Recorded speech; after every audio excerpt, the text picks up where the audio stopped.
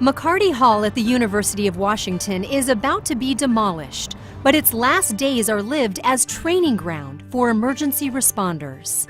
So we're going to pretend that this is a disaster and that we're going to hide some volunteers in the dorm rooms or in the cabinetry or in kitchens. Search and rescue volunteer David Taliani and his dog Riker search through makeshift rubble to practice finding victims. Go search, right here. And as soon as it finds me, it will start barking. He's going to go search. The David and Riker team drills frequently to stay sharp for when they may be needed for real situations. What do you got? Yes, yes. On any given day, you never know where you might find David. One day he's training or responding to an emergency with Riker.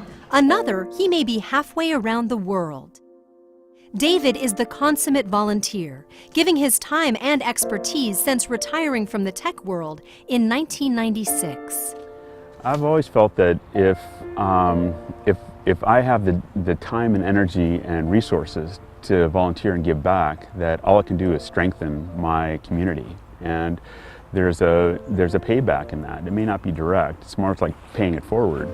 It improves lives for everyone, and as a result, my own life is improved as well. David's volunteer work began at an orphanage in Russia, teaching kids about computers. From there, he was recruited to Afghanistan, then Iraq, Sudan, and Sierra Leone. The seeds of volunteerism were planted in David's life long ago. Oh boy, that definitely goes back to my mom. My mom was a Red Cross volunteer since she was a young woman. That's her, third from the bottom on the left. She was a Red Cross nurse's aide at 22.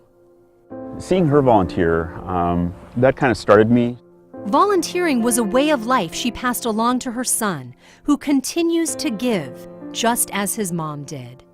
The Red Cross is driven by very passionate volunteers, and it's wonderful that we could instill that spark in him, but it's also wonderful that someone with such passion is instilling the spark in other volunteers and making such a huge impact.